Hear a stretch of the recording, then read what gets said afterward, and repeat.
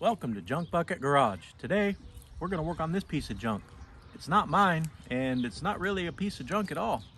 So enjoy, and this is not a margarita.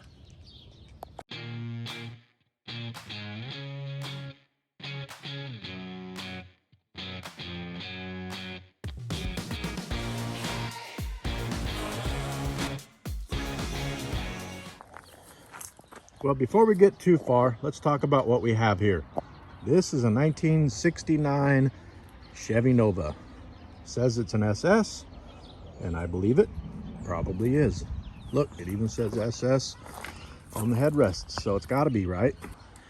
So this car has a big block Chevy, and it's punched out. I forget what he said, like 496 or 500,000 cubic inches. I forget. It's got Holley, throttle body fuel injection. It has a 6-speed, I believe it's a Tremec. And, you know, it's a lot shinier than what I'm used to working on.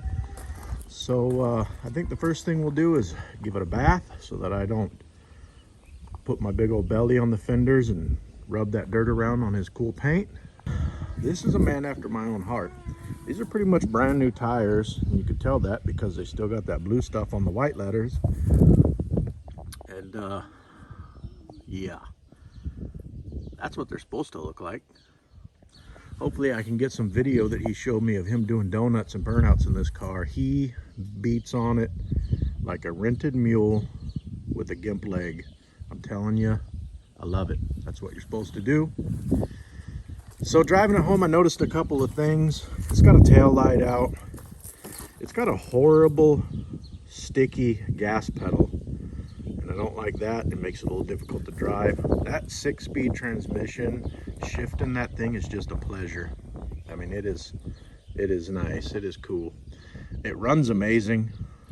He said it's a new motor, big block, you know, it's big block Chevy, so it's gonna run good as long as it's not damaged. One of my pet peeves that I'm gonna fix while I'm in here is that steering wheel is crooked when you're going straight down the road.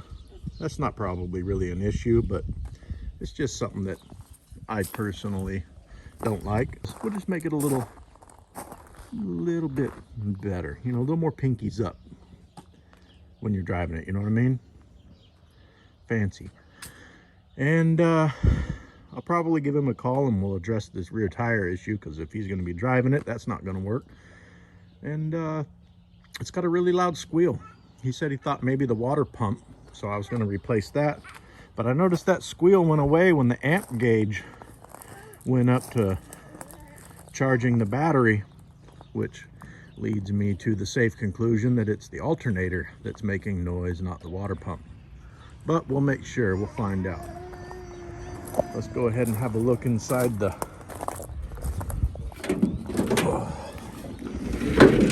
and there you go, big block Chevy.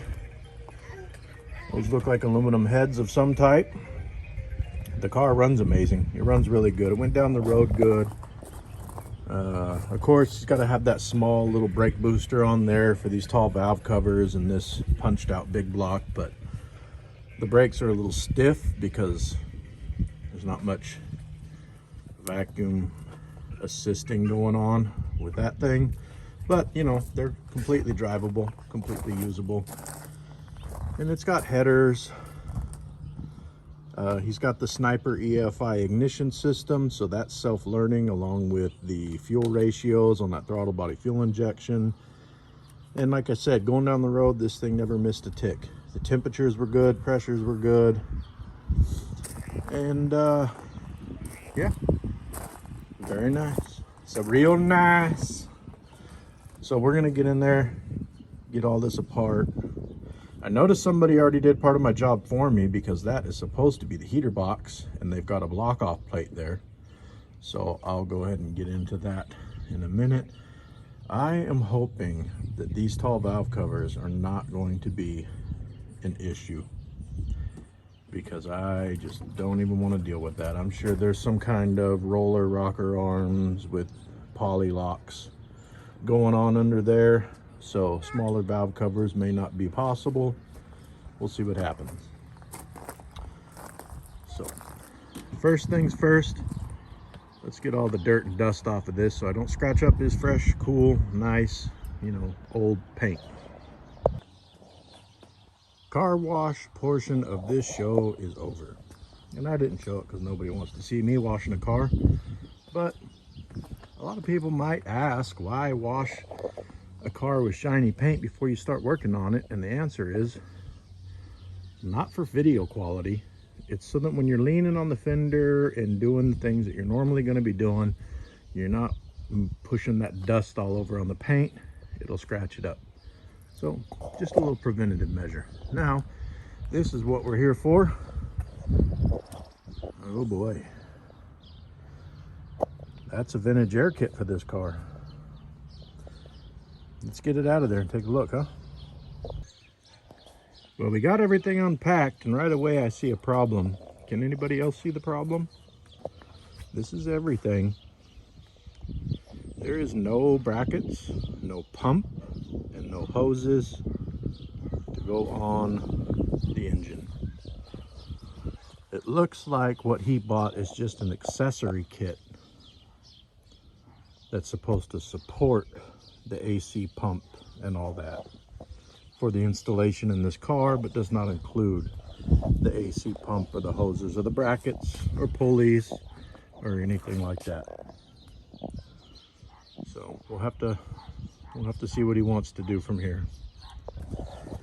So I got this inner fender well out, and then I noticed somebody already pulled out all of the heater core stuff, and they trimmed up that edge around the firewall. That just makes my job much easier.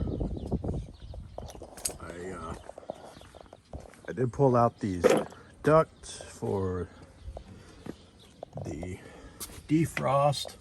That all gets new stuff. The glove box had to come out. And the first thing we're going to start on is this kick panel. It has a fresh air vent where you pull a little knob and the vent's open. That has to come out, and then it has to be modified because I believe all of the AC hoses and the new heater hoses are going to run down and go right through there where the old fresh air duct was. And then what happens is they'll pop out of the firewall up here behind the fender well. It's way up there. And that kind of is a neat idea. It hides everything. So what I'm going to do now is cut this off flush, and then I'm going to remove all of this ducting work looking stuff. And then unfortunately they do have this little area where the knob went through that controlled that fresh air duct. There's nothing you can really do about that. It looks like there's a plug that comes in the kit that you just plug that off with, but it's still going to be there once this is reinstalled in the car. But you know, that's not going to look bad. So I'm going to get this stuff all cut off now and we'll get back to it. I did notice something when I was looking under here though, and it's not something I would have done, but they got this big monster radiator in here, which is cool. But look at this. Oh my Lord. They actually had to cut up those small fans to get that to even kind of fit. And I guess it fits. I don't know. Maybe there's a shorter water pump we can get to move that back a little bit. I just don't know yet. I road tripped it home and there was no issue with any touching or anything. But man, if this thing breaks a motor mount, I don't know. I guess all it can do is chew up a little plastic if it does move around. So, we'll see. It's working. All right, I'm gonna get this all chopped, and we'll get back at it. All right, time to get back at this thing. I took a break last night.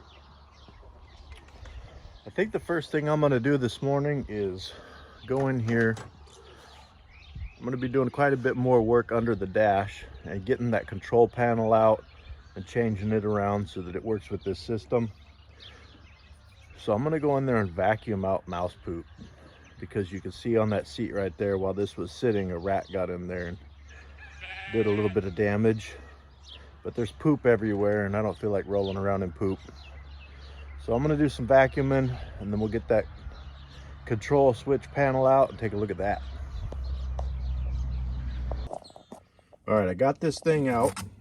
You can see somebody had already started working on it, and they cut all these cables, which is fine. We don't need those. This kit comes with a new faceplate. And then what it does is, right here where the cable bolts down and then attaches to the lever, whichever one that is, that lever there, we're going to replace that with one of these.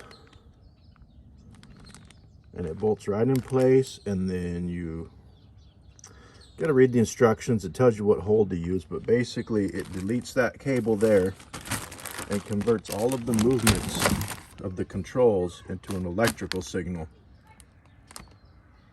that the computer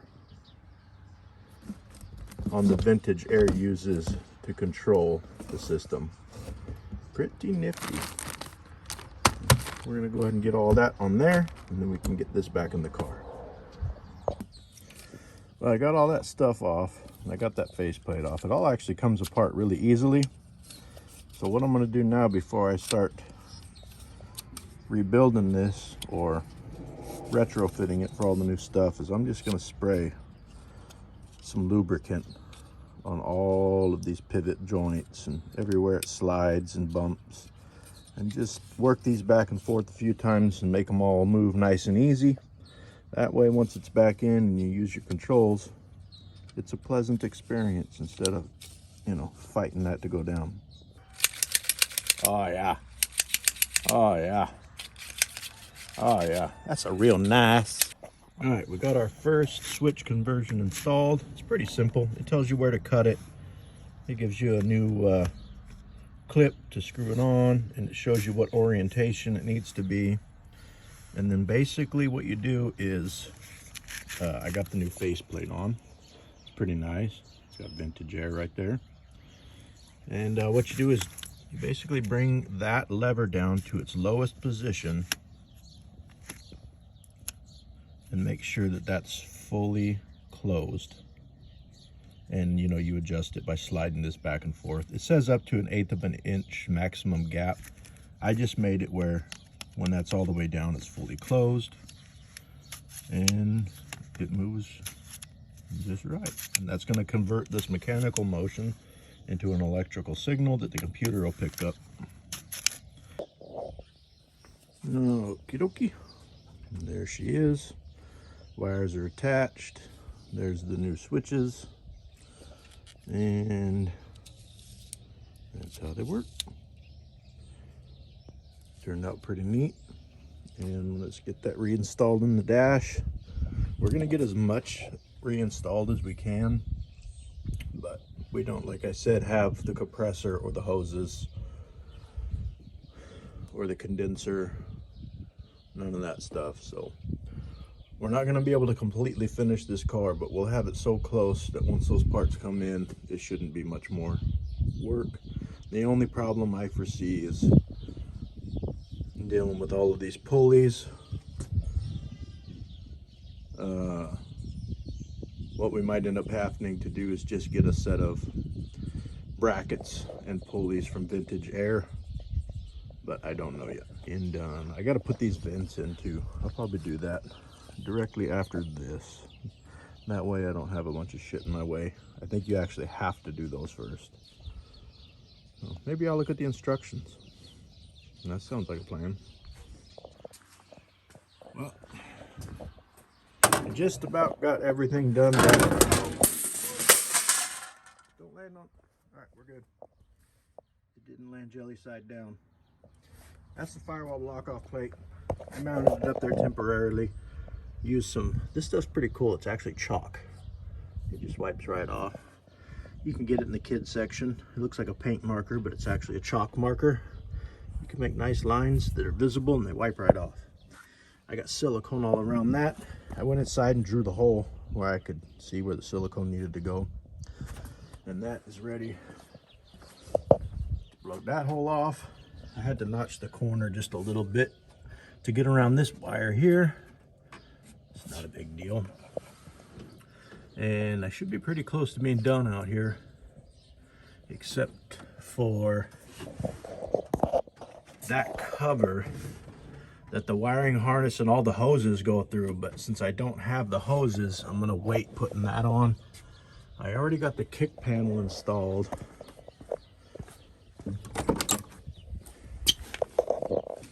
But I didn't put silicone behind any of this. I just screwed it on. You're supposed to silicone that, then put it up, then put the kick panel in, then screw it on. But like I said, I'm probably gonna have to take it out once the hoses get here so I can run all those hoses through. I could probably go ahead and I'll start terminating these wires. Not a big deal. I got the defrost vents in, and I think we're about ready to put the dash in. The only thing I want to do is, before I put the dash in, I want to run the ducting up to that defroster vent, because I'm sure once the dash is in place I won't be able to get to that one over there. And then practice my muscle car yoga, where you got to flip upside down on the seat with your feet in the air like that, and pray to God nobody's watching you, and get all this under dash stuff done. I'm still debating whether I'm going to put this box in yet or wait until the hoses get here. I'm thinking it's only, I think it's like 3 bolts that hold that thing in place, and they're all pretty easy to get to, so I'll probably just go ahead and put it in. That way the car is together, so if there's some kind of delay on getting the hoses and all that stuff, the car is still in one piece.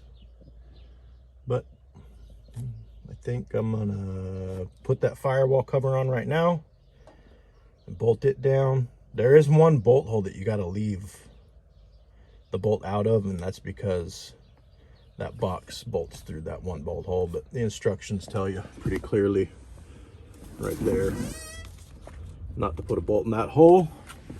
That's pretty neat. All right, update on progress. That hole right there is the one you're supposed to leave open, and that's the reason why. That's all bolted down, then that pokes through there. So what I really like is we got that one hole that I just showed you with the nut on it, and then it's just got this flange that, well, you can see I tried to mark it. This is what's nice about that chalk. Look at that. And all that does is pushes up. Of course, I'll get that wire out of the way, but push that up until it's nice and level and looks just right. And then 2 screws there. And that's the entire mounting of this thing, which is really cool. It's very compact. So I'm gonna get those 2 screws in there. I'm gonna need both hands for that, so I won't be able to hold the camera.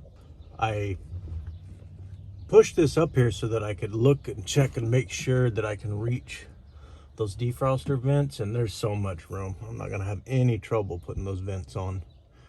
Once I get the dash in, then there's some vents that go down here, 2 in the middle, and 1 on each side. That means that this instrument cluster is going to have, or this gauge cluster is going to have to be moved. And I don't know where I'm going to put it yet.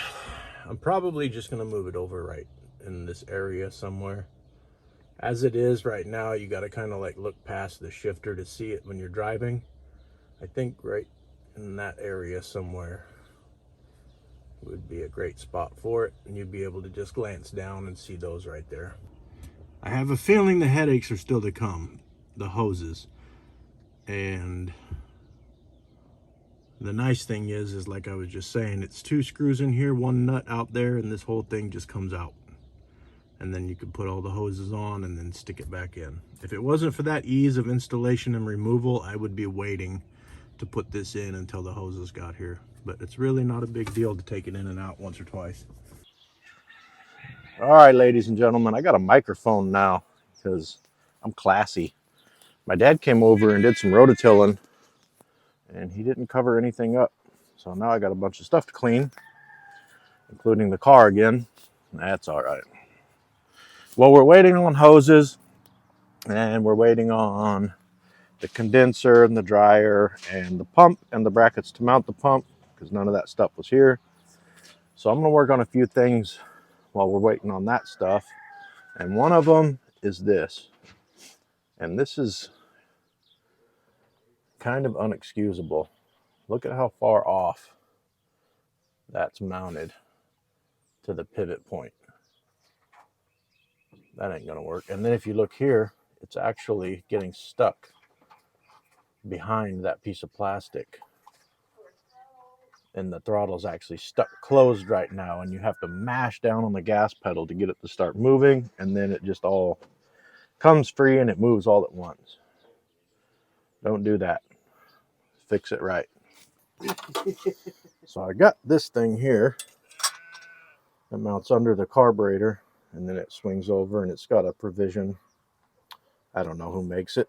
I probably got it at a swap meet, but it looks like just lining it up, it's going to kind of put this a little bit further over, but really close to the same spot. But the nice thing is, with this big flat plate here, you can move this around. I'm thinking I could even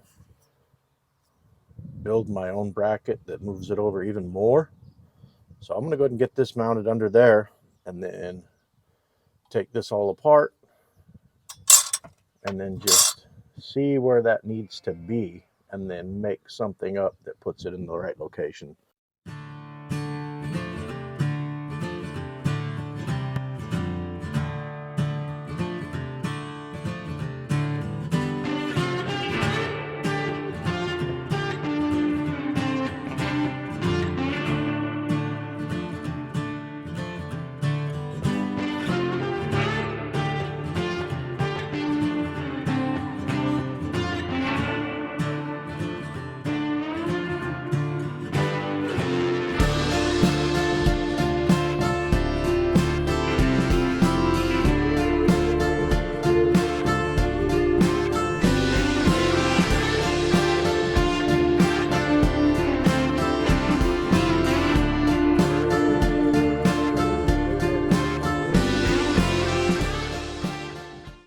All right, I got a little bracket made up now. It don't look show quality, but it's okay. It's going to work. The main thing is now it's strong. It's going to put that throttle in the right spot.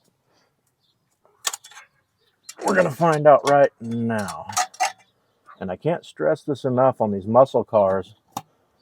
Brakes are optional. Wide open throttle is mandatory. We'll bolt this down, at least on two sides. And then we'll make sure we're getting wide open throttle by employing a second person. Now let's go find a volunteer. I can't believe they're making you do this. Not like you haven't driven any old cars before. Lots and lots of them. So when I give you the go ahead, just push the gas pedal all the way to the floor. You got it. Like you're supposed to do in an old car. You betcha. Watch that door don't smash you. Okay, go ahead.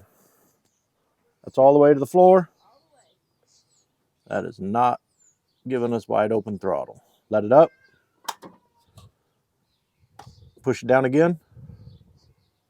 That's all the way down. Well, it looks like it should. Do it again. All the way down. Okay. Well, we're going to have to move that plate back a little bit. Push it down all the way to the floor. That's hard down. And we still got a little bit of travel. Okay. That is unacceptable. We got to have wide open throttle, or else how are we supposed to be doing big burnouts? That's the point. You got to have that. We got to have big burnouts. Just got stuff falling everywhere, people. Good Lord. Okay.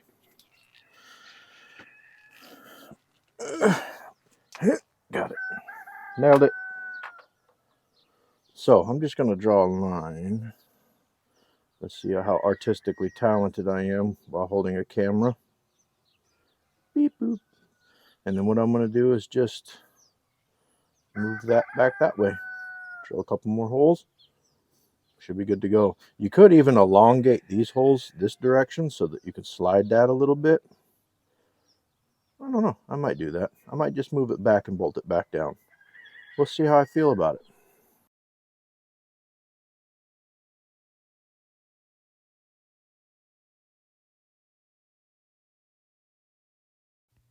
We're going to check this pedal one more time. So I got my helper here with me. This is Ashley. Hello. All right, just go ahead and hop in. If you can get the door open, it's a little tricky. I can't. Oh, yeah, there you go. I got it.